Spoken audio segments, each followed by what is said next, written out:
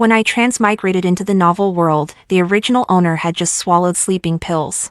Her young daughter was still sleeping peacefully in her arms, while her husband, whom she loved but couldn't have, had been out all night, drinking with his old flame who had returned from abroad. I took over the original owner's body. The oblivious male lead wanted me to continue being his on-call nanny. My overbearing mother-in-law was making a fuss about wanting me to divorce her son.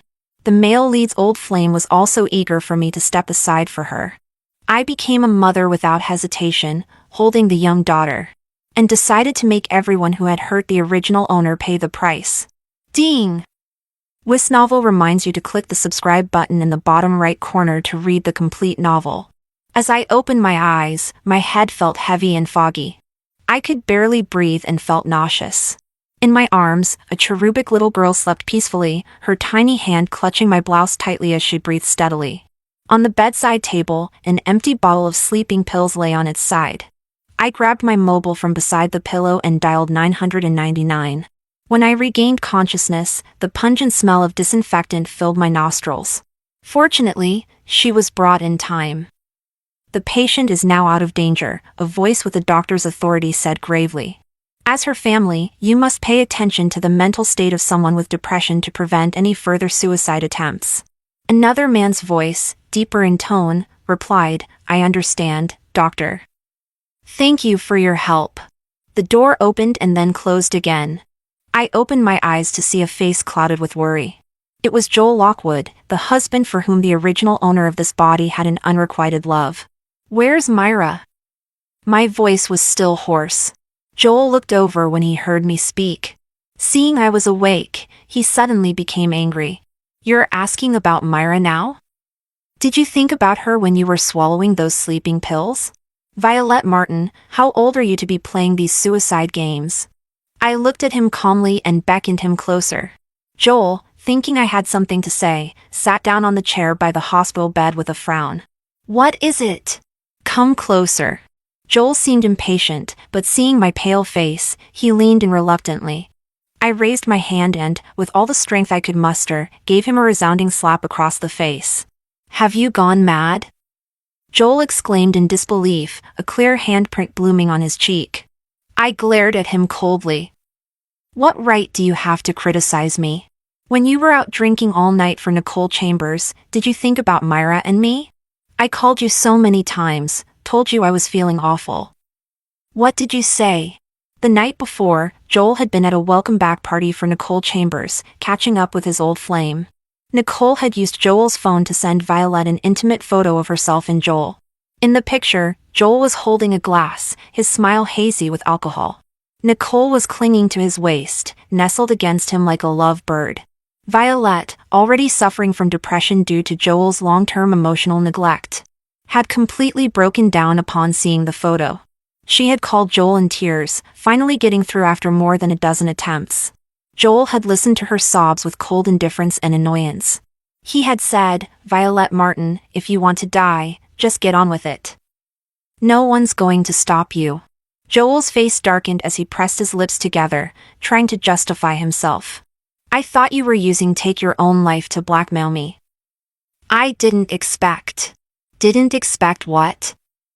I interrupted him. You didn't expect what Nicole would do with your phone. Or did you just want to humiliate me through Nicole but didn't think I'd actually attempt to take my own life? Joel despised Violet. He despised this woman who was as humble as dust, with her heart and eyes full of nothing but him. 3 years into their marriage, he had countless affairs, always coming home smelling of other women's perfume. If it weren't for the child, he might have brought those women home. Joel found a peculiar pleasure in this blatant infidelity, testing Violet's limits without hesitation, forcing her to retreat again and again. He didn't care if Violet was hurt or upset, she would always compromise. Faced with my questioning, Joel was at a loss for words. I looked at him with contempt. Joel Lockwood, you should be grateful I'm still alive. Otherwise, you'd be on your knees wailing at the funeral home right now. My words infuriated Joel, his eyes reddening with anger. Violet, haven't you had enough? It's just one photo, is it really worth all this drama? What more do you want? If you hadn't taken advantage of me when I was drunk back then, I would never have. Years ago, the Lockwood family suddenly fell on hard times. Joel Lockwood went from being a pampered son of a wealthy family to a penniless debtor overnight. His girlfriend of many years, Nicole Chambers, who was about to marry him, abandoned him and left the country at this time. All that was left was his father who had jumped to his death, his sick mother, a bankrupt company, and his shattered self. Violet Martin had secretly loved him for years and didn't give up on him even when he was at his lowest. She unhesitatingly emptied her savings to help Joel rebuild his business. The night they signed their first £1 million contract, they both got drunk in celebration and ended up in bed together. After that night, Violet became pregnant. Joel didn't love her but had to marry her for the child's sake. He blamed everything on Violet, coldly watching her feel guilty and suffer. Constantly holding back in this dysfunctional marriage, denying herself day after day. "Are you saying I forced you? Did I pour the drinks down your throat, or did I take your trousers off?" I retorted. Joel's expression froze. In the past, whenever he brought up the beginning of their marriage, Violet would always back down. This tactic had never failed before. He hadn't expected his usually meek and silent wife to confront him so fiercely. Ignoring him, I pushed open the window of the hospital room and shouted, "Joel Lockwood, CEO of Lockwood Group, has been raped." It was lunchtime, and the area below the hospital ward was bustling with people. My shout startled a few sparrows from the tree branches. Joel yanked me back, shocked and angry. "Have you gone mad?" I shook off his hand. "If you believe I raped you, you can file a lawsuit against me. Don't be shy, you're the victim. The law and the public will be on your side." Joel's face turned ashen with anger. Muttering ridiculous under his breath, he stormed off. I was glad for the peace and quiet. I took out my phone and ordered lunch for myself. Just as I finished eating, another delivery arrived. The order was under Mr. Lockwood. I gave this delivery to the delivery boy, who thanked me politely. This belated lunch, like Joel's delayed affection after Violet's death, held no meaning for me, or for original Violet Martin. After my afternoon nap, another uninvited guest entered my hospital room. Nicole Chambers strutted in on her stilettos, exuding an air of superiority. Crying, making a scene, or threatening self-harm won't win back a man's heart. "Violet, I advise you to be sensible and agree to the divorce. Dragging this out won't do you any good." I lazily lifted my eyelids to look at her. "Miss Chambers, if I remember correctly, I'm married to Joel, not you. If anyone wants to end this marriage, it should be him coming to me directly." Nicole glared at me. "Violet, don't play dumb with me. Joel doesn't love you at all. Now that I'm back, your divorce is inevitable." "Oh," I calmly gazed at her, "then why hasn't Joel brought up divorce to me? Is it because he doesn't want to?" Nicole became furious. "Violet, stop flattering yourself. If you hadn't taken advantage of my absence abroad, I would be Mrs. Lockwood now." I casually picked up an apple from the table and took a bite. "Miss Chambers, one shouldn't be too greedy. When the Lockwood family fell on hard times, you left without a backward glance. Now that your rich boyfriend abroad has dumped you, and your mother, who was the mistress, has been kicked out, you're rushing back because Joel is wealthy again. Also, Miss Chambers, in romance novels, characters like you who challenge the rightful wife are called disposable female supporting roles. They usually don't end up well. In fact, in the original story, Joel did blame Nicole for Violet's death and launched a series of crazy revenge plots against her. Nicole ended up with nothing in the end. You're talking nonsense. I'll tear your mouth apart." Nicole lost it and raised her hand to slap me. I threw the half-eaten apple at her. Thud. The apple hit Nicole's forehead. Another thud as the apple bounced off Nicole's forehead and hit Joel, who was just entering the room. Double kill. I raised an eyebrow. "Well, you've got perfect timing." Joel glared at me while holding his forehead. "Violet, what madness are you up to now?" Nicole clung to his sleeve, looking pitiful. "I just wanted to check on her. I didn't expect her to be so angry." "Joel, please explain to your wife that yesterday was all a misunderstanding. That photo, I meant to send it to myself, but I accidentally." I scoffed, interrupting her. "What's this? Is your contact name in Joel's phone also starts with V? What does it stand for? Vermin? Nicole screamed. Joel, look at her. I immediately took out my phone and started live streaming. Hello everyone, this is an exclusive broadcast of Lockwood Group CEO Joel Lockwood storms hospital room with mistress to force out wife. Give the host a follow with those money-making little hands of yours. Joel couldn't take it anymore. Violet Martin, what nonsense are you spouting? Nicole lunged forward to grab my phone, forcibly ending the live stream. The last frame froze on Nicole's contorted, furious face. The brief live stream, lasting less than 7 seconds, topped the trending topics that night. Hashtags featuring Joel Lockwood and Nicole Chambers' names flooded the internet. Late at night, Joel hung up the phone and entered the room with a weary expression. He pulled up a chair and sat down beside my hospital bed. All this fuss over one photo. Haven't you had enough yet? He asked. I had my eyes closed, but opened them upon hearing his words. It's not just about that photo. It was about the countless betrayals and compromises over 1,095 days and nights, which had crystallized in that moment, crushing Violet's fragile psychological defenses like a mountain. And Joel's words were the final straw that broke her. Violet died of a broken heart. Even now, Joel was still asking if I'd had enough. He hadn't heard me clearly and frowned, asking, "What?" I said, "Get out." Joel grew angry and said irritably, "Can't you speak properly? When I tried to speak properly with you, you treated me like an enemy and told me to get as far away as possible. Now that I don't want to deal with you anymore, you suddenly want to talk properly." I said calmly, turning to look at him. "Joel Lockwood, how pathetic are you?" Joel took a deep breath. "Do you think you're the only one who's been suffering in this marriage? If it weren't for the child, I would never have married a woman I didn't love." So he had trampled on Violet's genuine feelings as punishment for her. But what had Violet done wrong? "You were the one who proposed marriage to me," I reminded him. "Joel, I never asked you to take responsibility for me."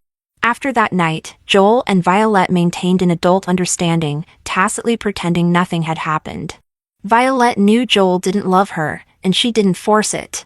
Until Violet discovered she was pregnant. She was an orphan, longing for a blood relative of her own. So she decided to keep the child. Later, Joel found out too, and she anxiously awaited his call. "Let's get married," he said. I looked at this hypocritical and selfish man before me, not understanding why Violet had loved him. "Your pain isn't caused by me, it's your own fault, yet you take it out on me.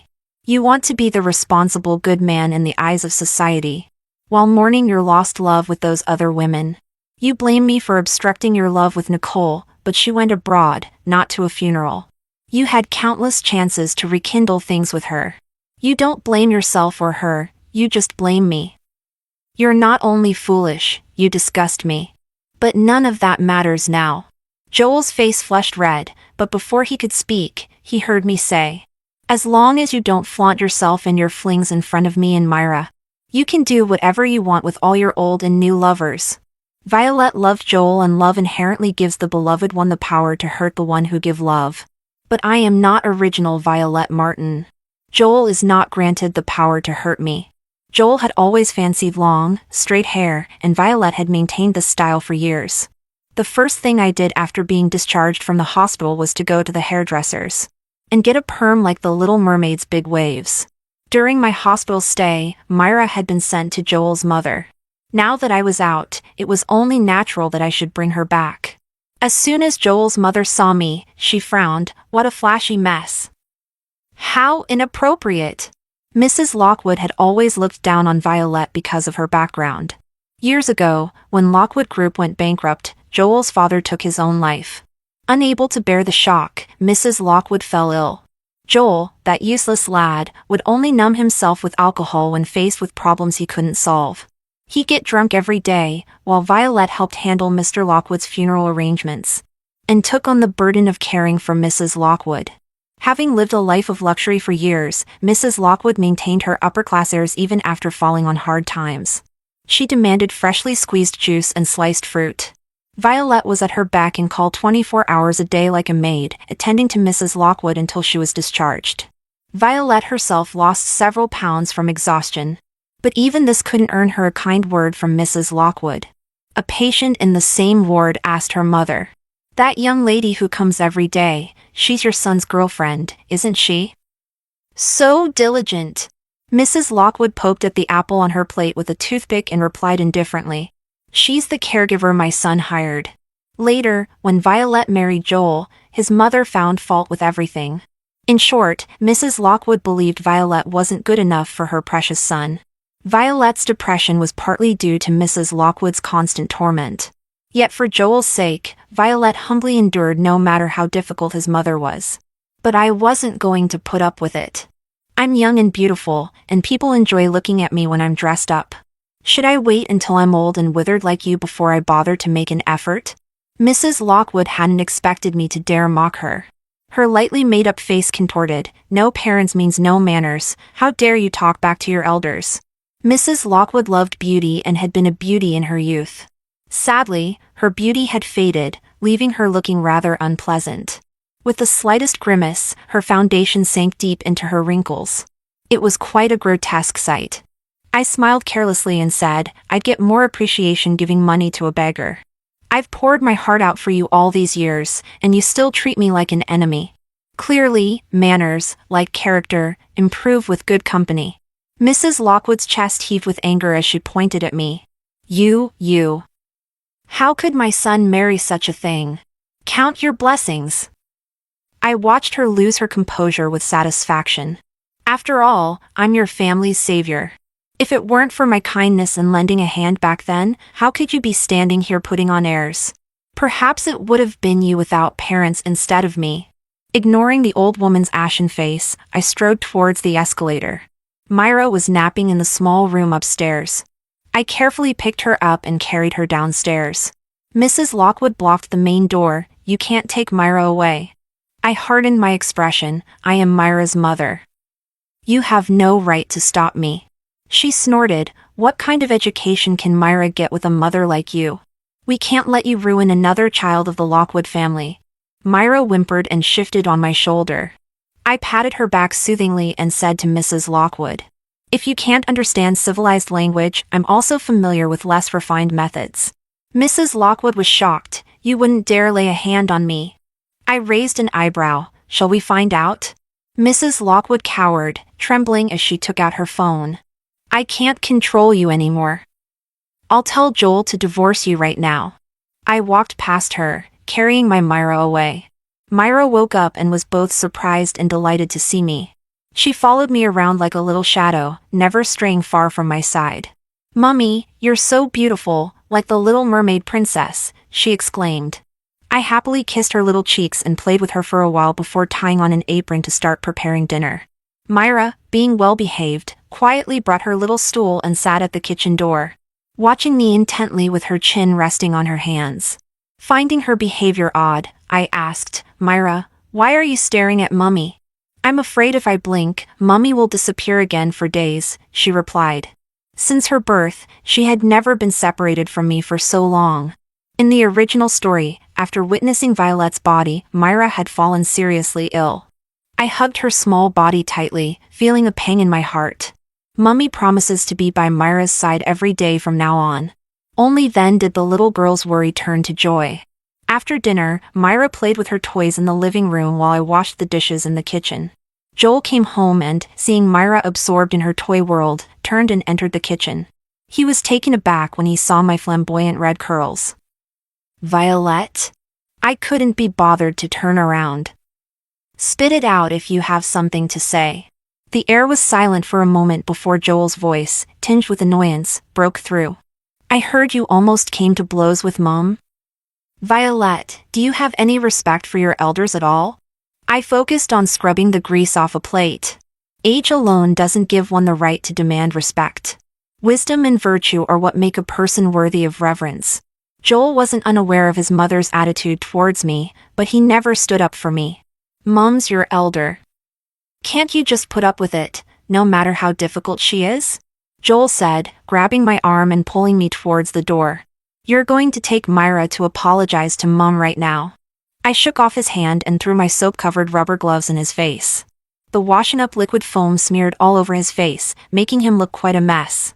I can barely tolerate you, let alone your mother, I snapped.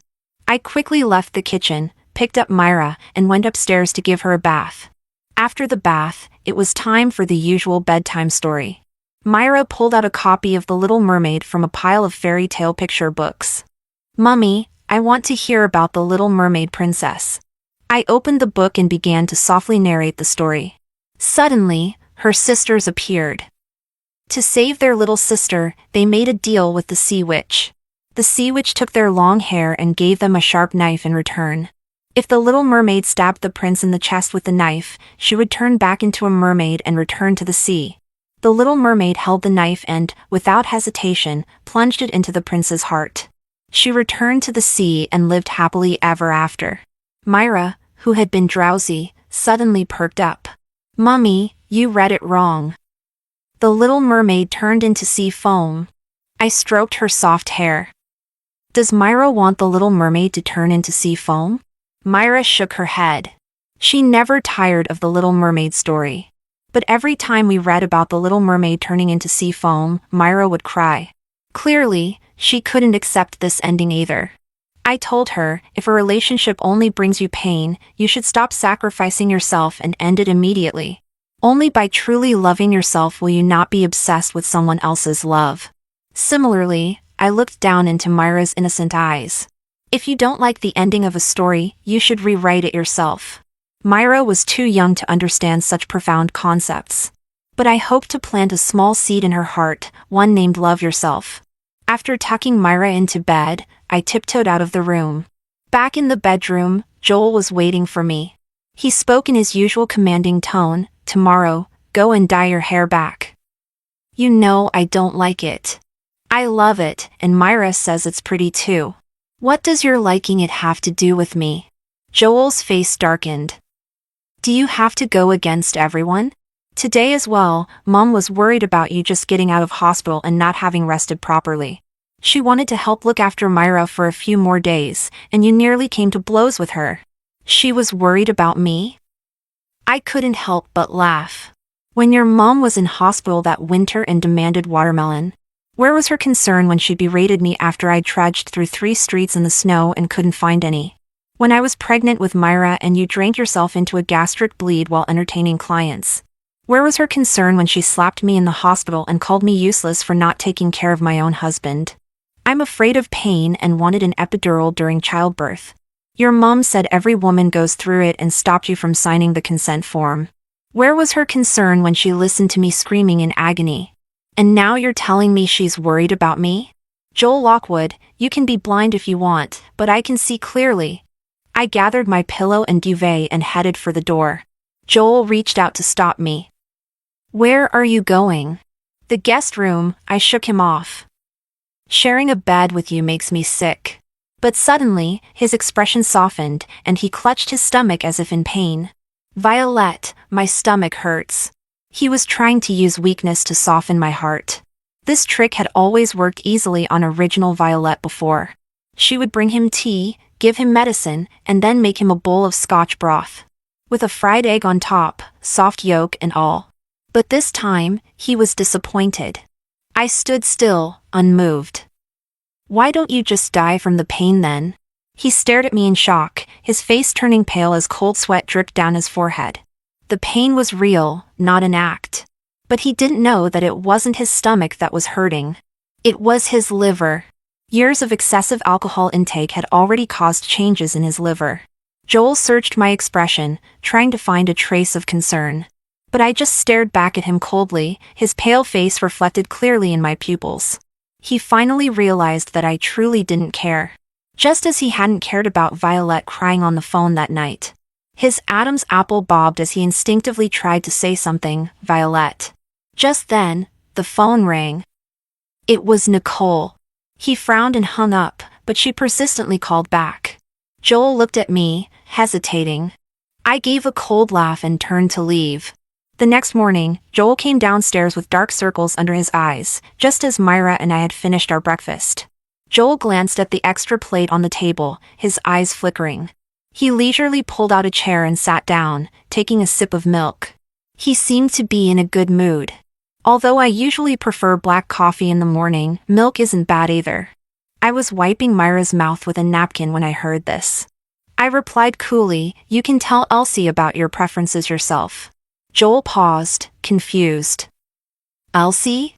A middle-aged woman in a housekeeper's uniform came out of the kitchen and said to me, "Ma'am, I've finished tidying up the kitchen." I nodded, "Thank you, just come back on time this afternoon." After Elsie left, Joel frowned at me. I don't like having strangers in the house. Joel was someone who valued his privacy immensely. In the past, Violet had always taken care of everything in the house herself. But if money couldn't be used to improve the quality of life, then wealth would be meaningless. I wasn't about to wait on him. "You can choose to move out, or take care of all the housework yourself." I ignored Joel's sour expression and took Myra out to the nursery. Children don't understand the complexities of adult relationships. In the car, Myra asked me, "Mummy, why did Daddy look unhappy?" I casually turned the steering wheel, "Maybe he doesn't like milk." But it didn't matter whether he liked it or not. Joel eventually had to accept the fact that there was now an outsider in the house. When Joel's call came in the evening, I was having dinner with Myra at the garden restaurant. "Where are you? Why aren't you at home?" I could almost imagine his expression as he said this, frowning, his facial features tense, cold and hard. He was used to having a light on at home waiting for him at any time. Now that light was out, and he was starting to feel uncomfortable. "Joel, I have no obligation to wait for you at home 24 hours a day. Nor do I have any obligation to report my whereabouts to you." There was silence on the other end of the phone for a moment. Perhaps he also remembered how impatient he used to be when Violet asked if he would be home for dinner. "Violet, aren't you tired of this? Don't you have a life of your own besides watching my every move? Do I need to report everything I do to you?"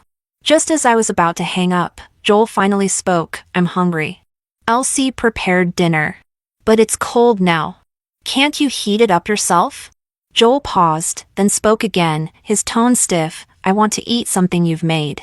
Take it or leave it." I hung up the phone. On countless nights waiting for Joel to come home, Violet had always reheated the dishes over and over again. Most of the time, she ended up waiting in vain, facing the cold leftovers alone. I wonder if Joel could now feel even a fraction of what Violet had felt back then. When Myra and I returned home, Joel had already left. The food on the dining table remained untouched. After showering and putting Myra to bed, I heard noises from downstairs. Nicole was supporting Joel as they entered. He appeared to be quite drunk. Nicole struggled to help Joel onto the sofa, then conveniently fell into his arms. Joel, in his drunken haze, tugged at his tie and complained of thirst. Nicole poured him a glass of water and held it to his lips. Joel took a sip, then frowned and pushed it away. "Not water, I want hangover soup." Nicole lost her grip on the glass, spilling water on both of them. "Where am I supposed to get hangover soup from?" she grumbled. Nicole furrowed her brow, then leaned in to coax him. "Look, your clothes are all wet. Let me help you change, or you'll catch a chill." It was the height of summer, a few drops of water were hardly cause for concern. I watched coldly as Nicole reached for Joel's collar, unbuttoning his shirt. Joel suddenly grabbed her hand. Nicole blushed, her voice coy, "Joel." But in the next moment, Joel called out softly, "Violet." Nicole's eyes widened in disbelief. "What did you call me?" "Violet." Joel repeated the name with longing, making me feel nauseated.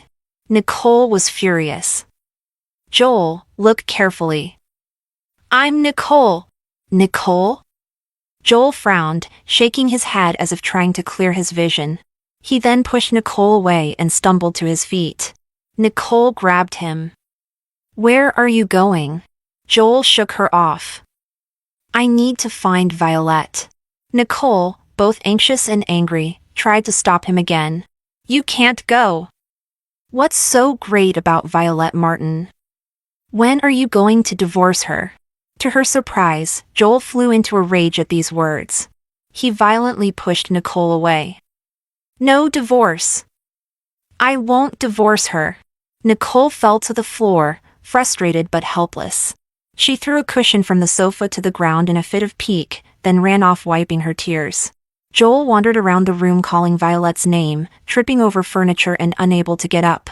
Lying on the floor, he whined about a headache like a child throwing a tantrum for sweets. The air remained silent, with no one to answer. Joel could only curl up, hugging his stomach and muttering, "Violet, my stomach hurts."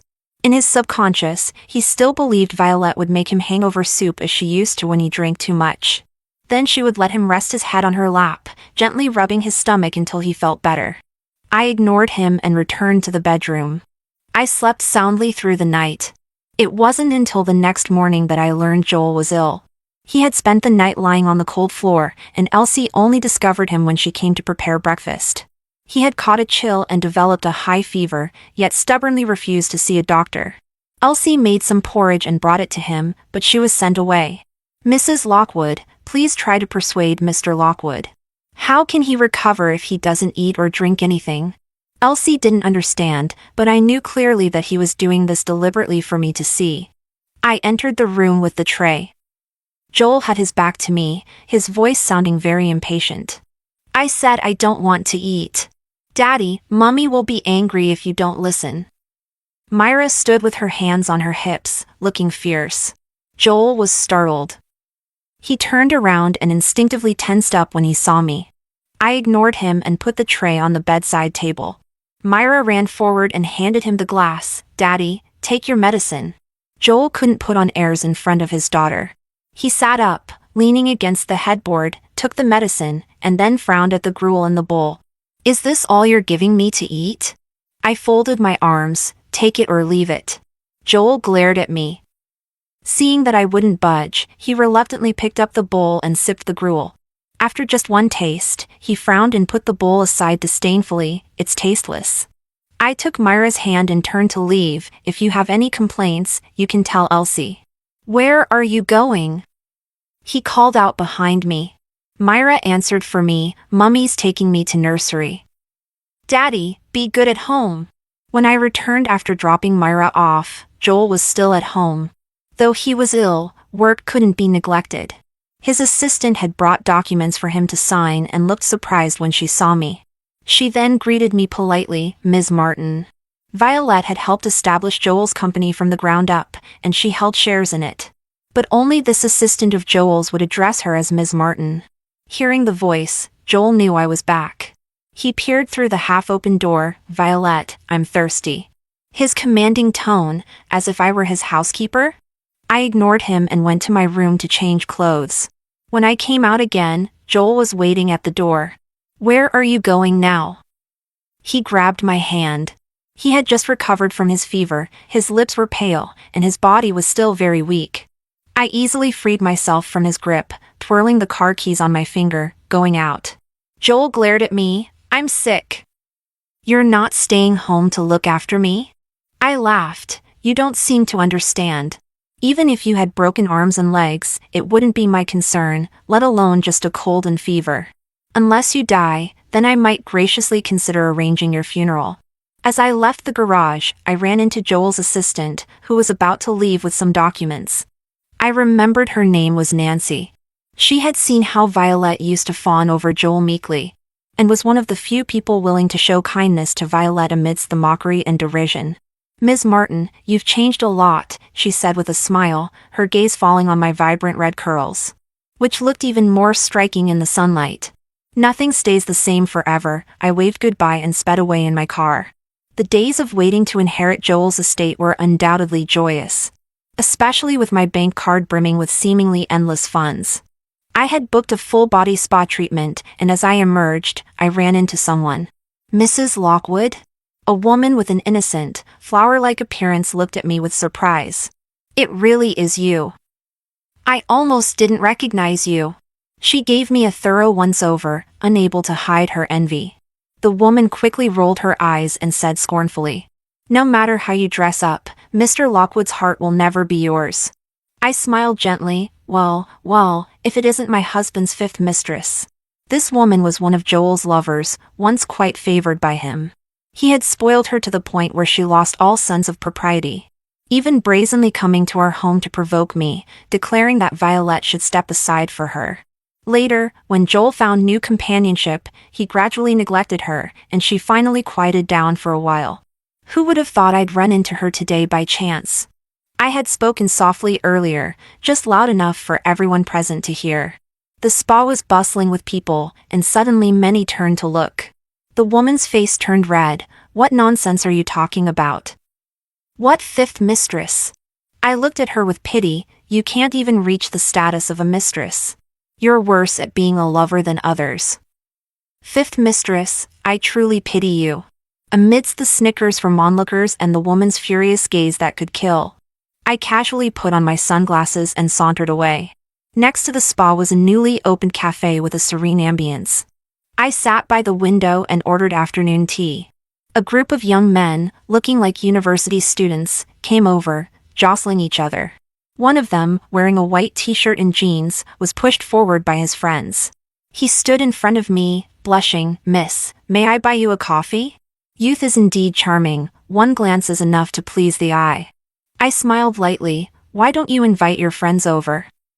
I'll treat you all to afternoon tea. When Myra and I arrived home, Elsie had already prepared dinner. Joel was sitting at the dining table, his face dark as a thundercloud. I couldn't be bothered to care about what had upset him this time. Elsie had made her specialty fish and chips, which Myra loved.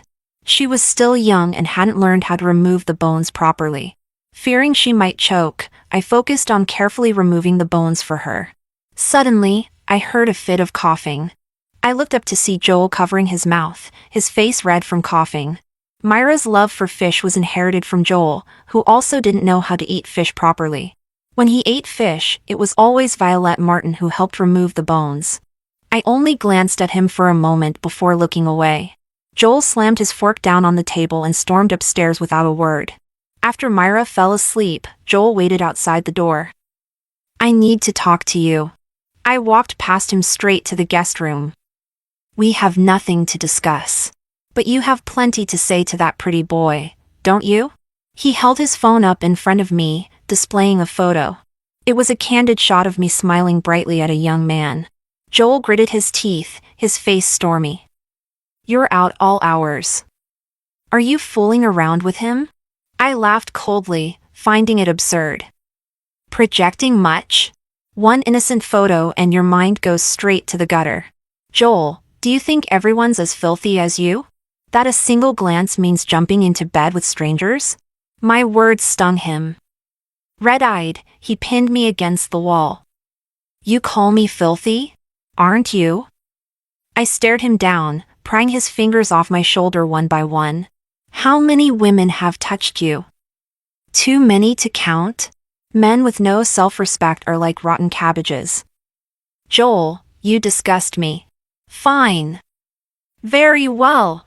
Joel laughed bitterly, suddenly twisting my arms behind me. His knee forced between my legs as he kissed me roughly. It was a brutal kiss. I couldn't avoid it, so I bit down hard. The taste of blood filled my mouth as Joel released me with a pained gasp. I broke free of his grip and slapped him with all my strength. Joel's head snapped to the side, his fist clenching and unclenching. You hate me, don't you? He asked softly. Hate him? That question was better directed at Violet. As for me, I didn't have such strong feelings about him. I just wished he would die. Joel got no response. He looked at me, words dying on his lips. I pushed past him, vigorously wiping my mouth where he had kissed me. After that night, Joel's attitude towards me grew cold. Though we lived under the same roof, we were like strangers. I was glad for the peace and quiet. Some time passed.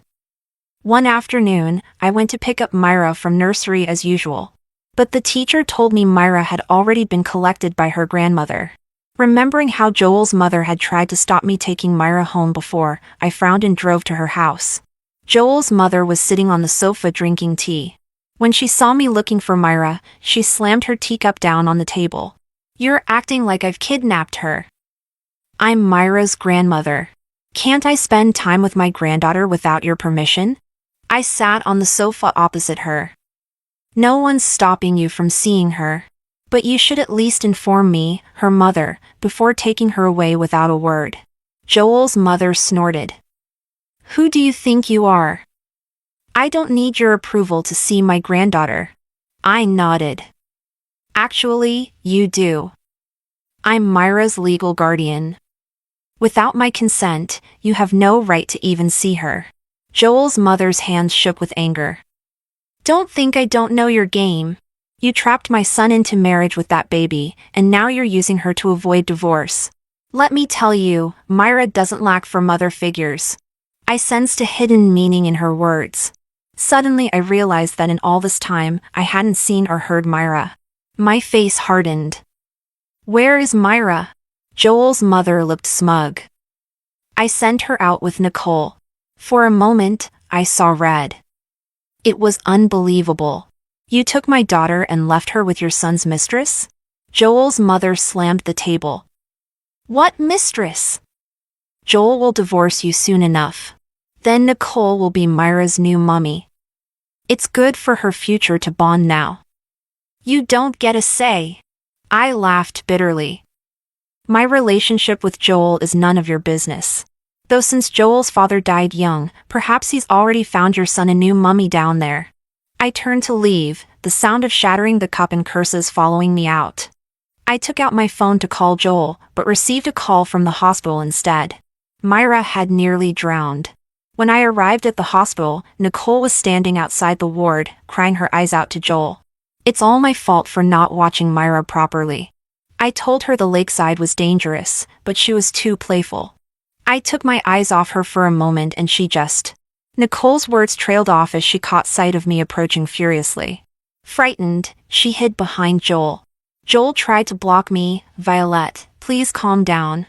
I raised my hand and slapped him hard across the face.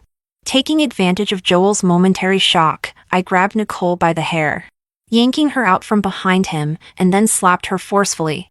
You're good at shirking responsibility, aren't you? Taking advantage of the fact that Myra can't speak up while lying in the hospital bed. You're quick to absolve yourself of any blame. Nicole, stung by my slap but unable to retaliate with Joel present, clung to his sleeve, sobbing. Joel, I really didn't think Myra would fall in. Joel, recovering from the shock, his face red from the slap, said, Myra falling into the water was an accident. You can't just lash out without. Smack! I slapped him again. Joel Lockwood, that's your daughter lying in that hospital bed. Your mistress was the only one present when it happened. Accident or not, how can Nicole be free from responsibility? I warned you not to let your mistress interfere with Myra and me.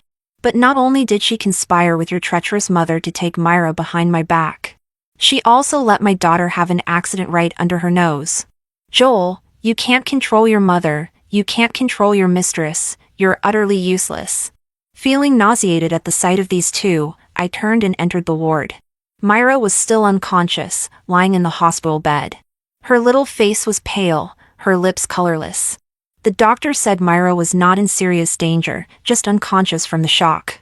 I kept vigil by her bedside for a long time before Myra finally stirred. Seeing me, she threw her arms around my neck, sobbing uncontrollably. Mommy! Myra doesn't want a new mummy. The sea witch is bad. Myra was so scared. I quickly comforted her, and after some questioning, I learned the whole story from Myra. Nicole had not only spoken ill of me to Myra but also hinted that she would become Myra's new mummy. Myra got angry and called her the sea witch. Nicole, humiliated and enraged, pushed Myra. As a result, Myra fell into the park's artificial lake.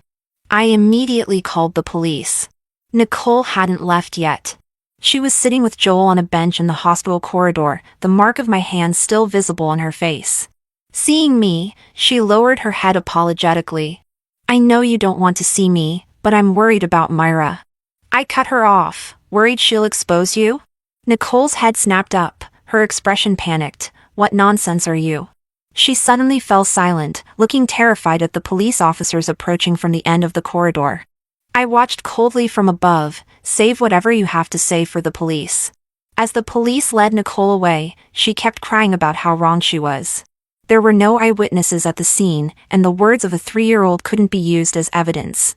Nicole sat in the police station's interrogation room, adamantly refusing to admit she had pushed Myra into the water. But the police found CCTV footage from a corner of the park. The footage clearly showed Nicole pushing Myra into the lake.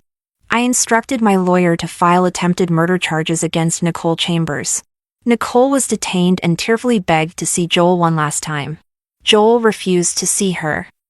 He came to me instead, his face full of guilt.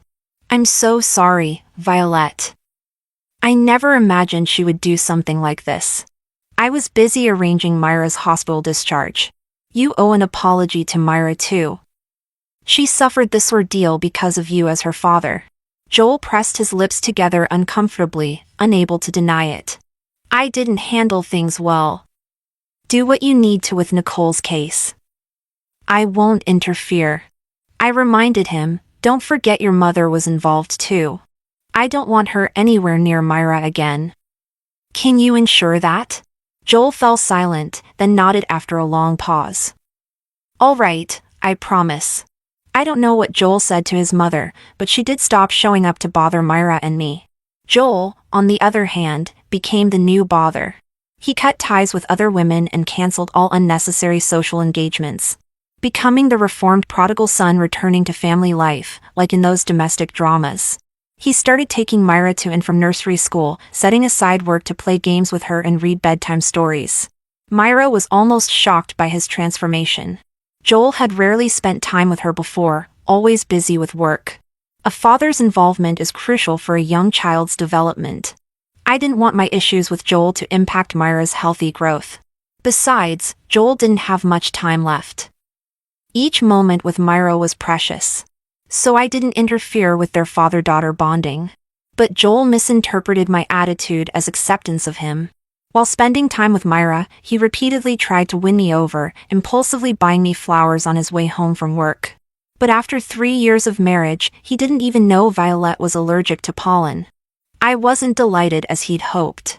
Those beautiful, vibrant flowers ended up in the rubbish bin outside, thrown away by Joel himself.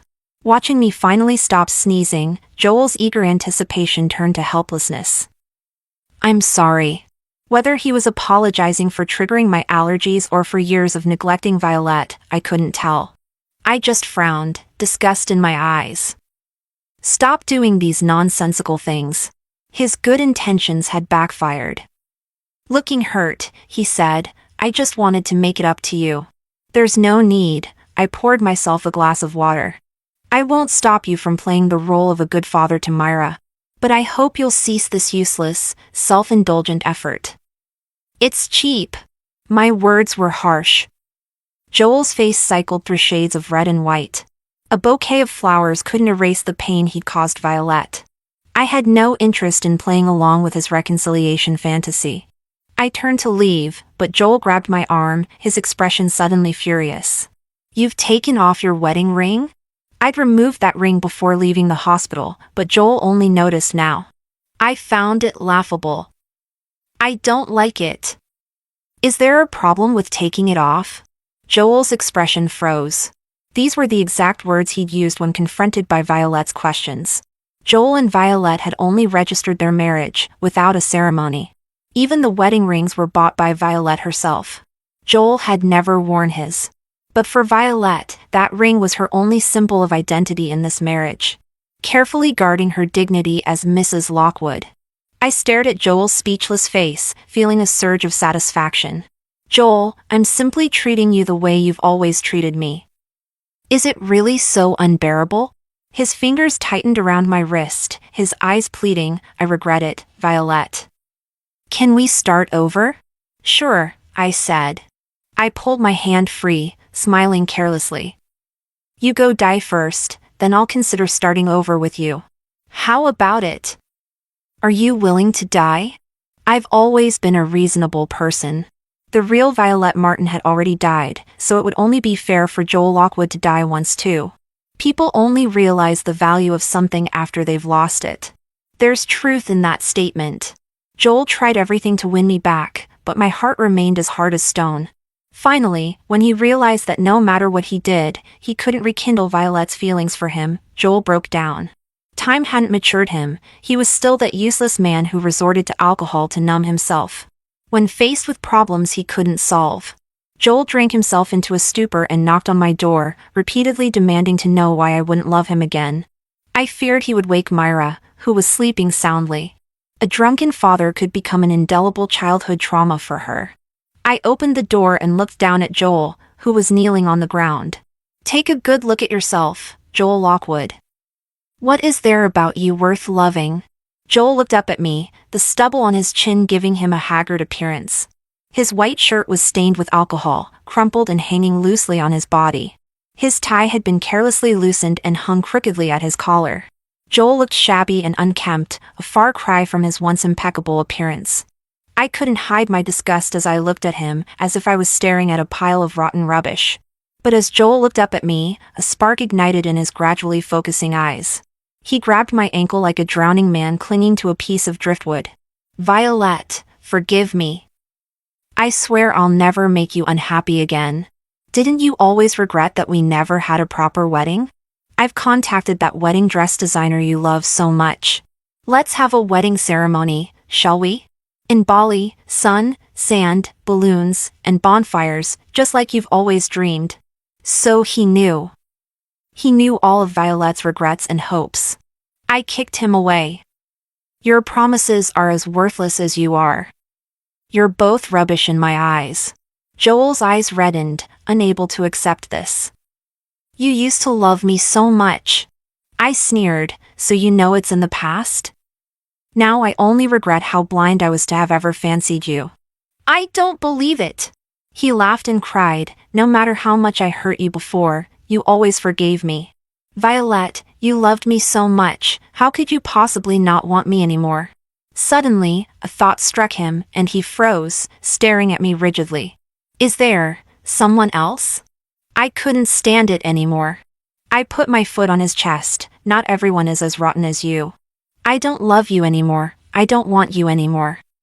Can't you understand that?" But Joel seemed relieved, muttering to himself as if in self-deception.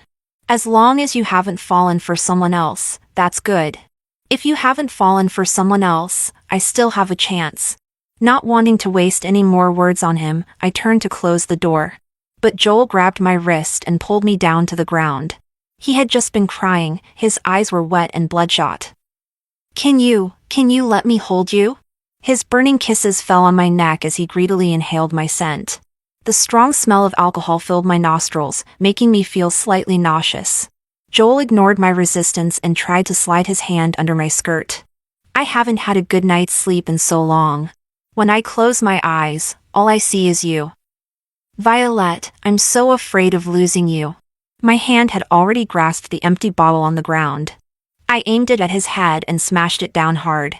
Blood splattered onto my face as I kicked Joel off me. Still not satisfied, I kicked him a few more times. "You scumbag!" After venting my anger, I went back to my room to call 999 on my phone.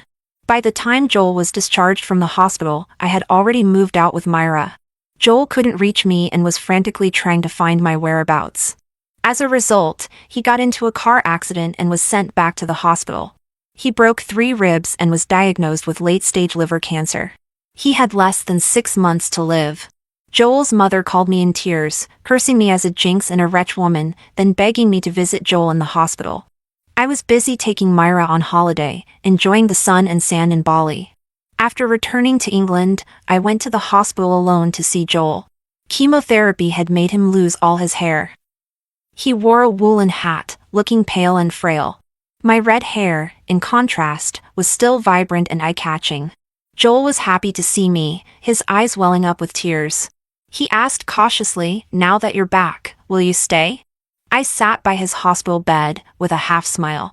"Do you still think that I'll forgive you because you're about to die, and then accompany you to the end of your life?" He remained silent, looking at me full of hope. "That won't happen. I won't forgive you." I stared into his eyes, enunciating each word. "Joel Lockwood, I'm waiting for you to die so I can inherit your estate." The hope in his eyes shattered piece by piece, and the light faded from his gaze. After Joel's death, his mother came to see me. She was dissatisfied with the distribution of Joel's estate, believing that I had embezzled her son's inheritance. She threatened to sue me.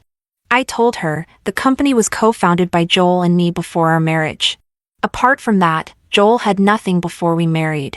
The car, house, savings, and other property are all marital assets. Now that he's dead, according to inheritance law, this is all you get. Oh, and I've found a buyer for the house you're living in now. Please move out within a week. Joel's mother was shocked. On what grounds?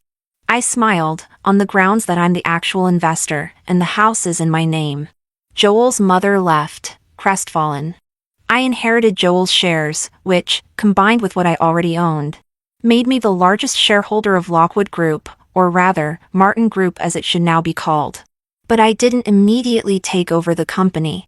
Instead, I hired a professional manager to run it temporarily. At the same time, I decided to study abroad, pursuing a degree in finance and business administration, to prepare for taking over the company in the future.